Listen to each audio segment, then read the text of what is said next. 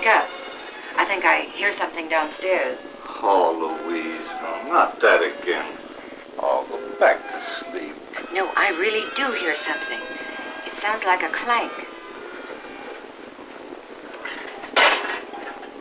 Did you hear that?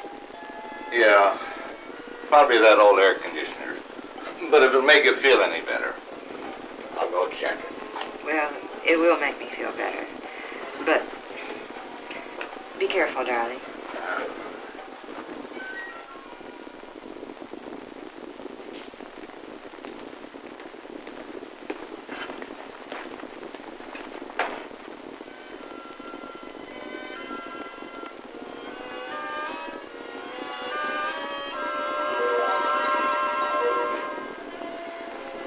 Hey, what the devil?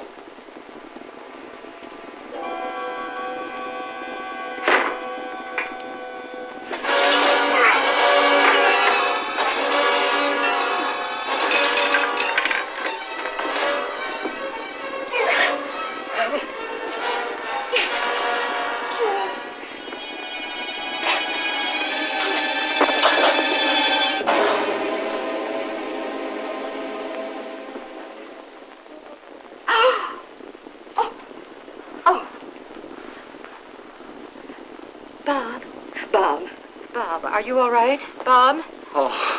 Oh, thank heavens. You're all right. Thank God. The uniformed policemen arrive first. One remains outside the house. The other protects the crime scene until the detectives get there.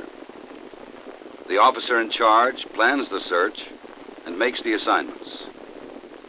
When physical evidence is found, it is immediately photographed. The picture includes a ruler for scale and an identifying caption. The officer in charge places it in the crime scene sketch he had made at the start of the search. Burglary is a secretive crime. That is why physical evidence is so important to its solution.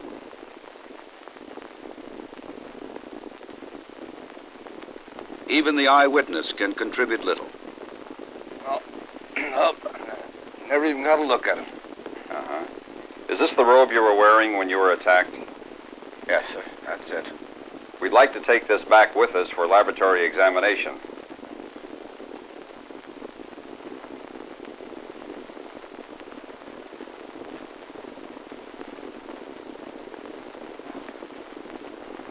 Physical evidence is the most important clue in this investigation, but only if it reaches a laboratory properly identified, preserved, packed, and accompanied by a letter of transmittal. The FBI laboratory has extensive facilities and expert examiners available free of charge to any law enforcement agency. But whether evidence is sent to them or to a local laboratory, the same procedure should be followed. They are described in the FBI pamphlet, Suggestions for Handling of Physical Evidence. One section covers in general the proper sealing of evidence for shipment. This is essential if the evidential chain is to be maintained.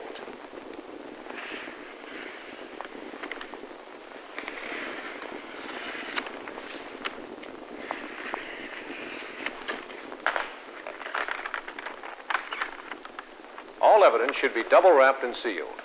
The transmittal letter should be sealed in an envelope marked Invoice and affixed to the inner seal box.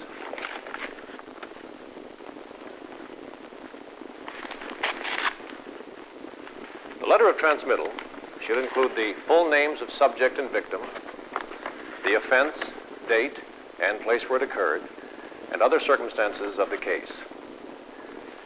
Individually list the items being shipped and the information desired from examination or analysis. These are some general principles to be used in packing and transmitting any physical evidence to any laboratory for examination. Each kind of evidence, of course, presents its own special problems of identification, preservation, and shipment. Some of these problems are also covered in the pamphlet. Many more are a matter of understanding how to safeguard the evidential chain and the requirements and techniques of the forensic laboratory. During the course of the burglary investigation now in progress, you will learn something about each of these subjects. After each piece of evidence found at the crime scene is properly collected and identified, We will move forward in time so that FBI experts will tell you what can be learned from this evidence through laboratory examination. The crime scene has been thoroughly but vainly dusted for fingerprints. Obviously, the burglar wore gloves. Yet it may be worthwhile to send anything portable related to the crime to the laboratory for further examination. The flashlight left behind by the burglar is identified by the investigator, who scribes his initials on it.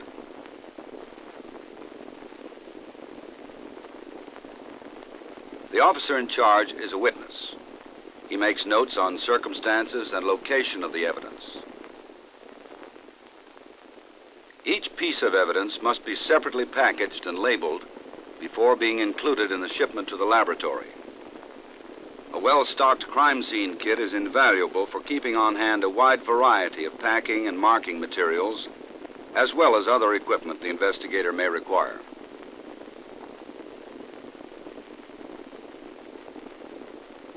Here in the FBI Identification Division's latent fingerprint section, experts have examined the evidence sent in from the crime scene for latent prints. The flashlight was dismantled and all parts were examined and processed. The only identifiable latent prints were developed on the batteries. Though fragmentary, these prints, if identified, will disclose beyond any doubt who touched these batteries. Identification may be effected through comparison with the prints of named suspects or through search and comparison of prints of known burglars. Fingerprints provide a positive means of personal identification and form an indisputable link in the chain of evidence. The prints on the batteries of the flashlight establish the suspect as having touched them at some time. However, it may take additional evidence to place him at or near the crime scene. Several latent prints were developed on the batteries. Here is an enlargement of one. The drape that concealed the assailant may have hair or clothing fibers adhering to it. Wrapping paper is spread to preserve any that are dislodged, and then used to pack the drape for shipment to the laboratory. Investigators initial the lining to preserve the evidential chain.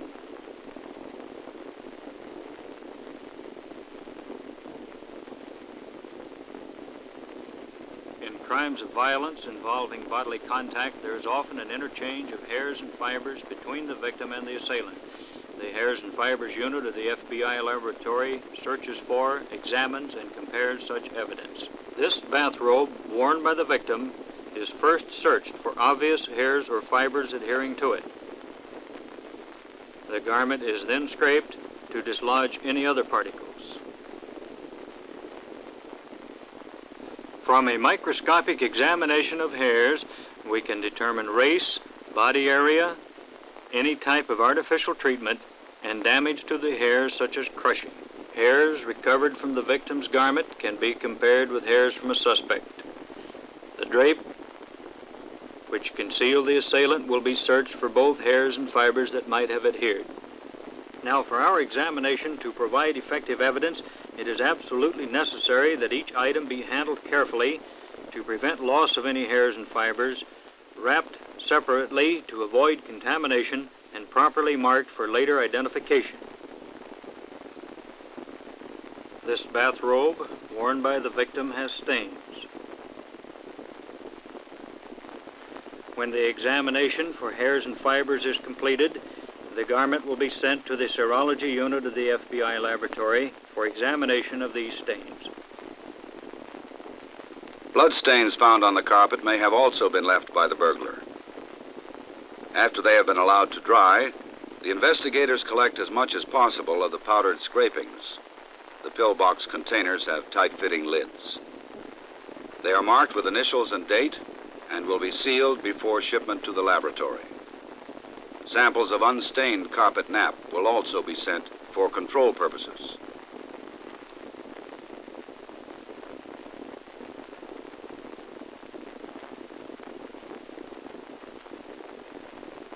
This is the serology unit of the FBI laboratory, where it is our responsibility to identify stains that are made by the various body fluids: blood, seminal fluid, saliva, and urine. In this case, the stains on the bathrobe and the scrapings from the rug will be subjected to certain tests. First of all, to determine if the stains are blood, and thereafter to determine if they are human or animal. If the blood is human, the blood group will be determined. Adequate controls are run on the unstained portion of the cloth in order to ensure that the results we are getting are coming from the blood stains. While a blood grouping alone is not sufficient to identify a person, it does lend weight to an identification, and it may well be sufficient to eliminate a suspect.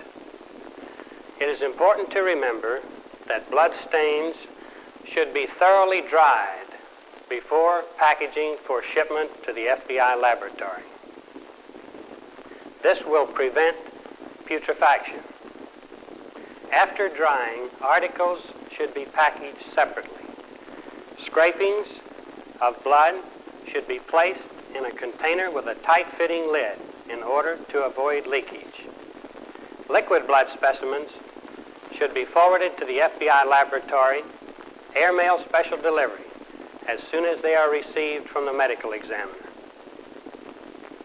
Exterior surroundings have been as carefully protected and thoroughly searched as the interior crime scene. A shoe print is photographed. It may prove to be that of the escaping burglar. Later, a plaster cast of it will be made for comparison with any suspect's shoe print. When this door was forced by the burglar, marks were left on the wooden door jamb and the metal striker plate of the lock. The marks on the door have been photographed. Now the investigator removes the striker plate and marks it with his initials before sending it to the laboratory. The officer in charge witnesses this and covers any additional data in his notes.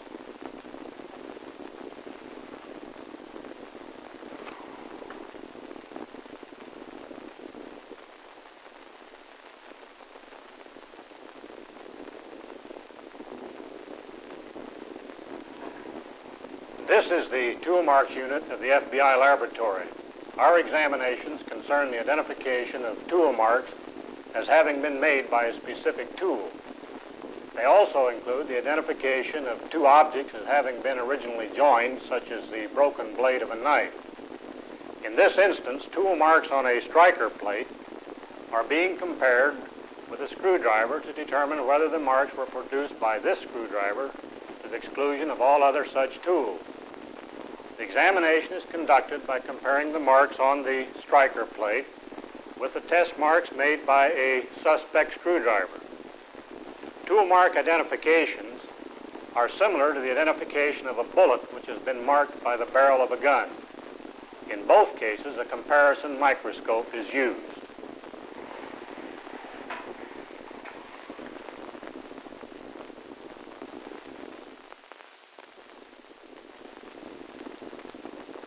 The plaster cast of the footprint was poured and allowed to harden. While it was still wet, both investigators marked the top with date and initials. It is lifted carefully, together with any dirt that may adhere to it. Plaster casts are fragile and must be protected with packing before being moved from the site and shipped to the laboratory. This is the tire and shoe print unit of the document section of the FBI laboratory. One way of doing shoe print examinations is to make ink impressions of a suspect's shoe, which can be compared with shoe prints found at the crime scene. We also examine tire prints, comparing casts made at the crime scene with tires found on a suspect's car.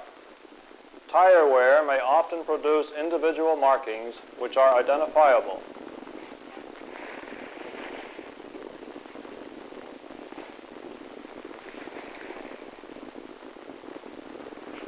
This shoe print cast was made at the crime scene.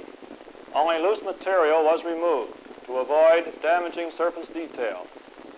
It appears to have been handled carefully and was identified by date and initials by investigating officers. It was properly packaged and separately wrapped to keep any dampness from other evidence. It appears to be in good condition for comparison purposes. The glass fragments on the floor may have been smashed by the burglar during the struggle or during his escape. He uses a carton from the ever-ready crime scene kit and marks the top with his initials and the date. A second investigator also initials the box top so that he too can testify to the finding of the evidence.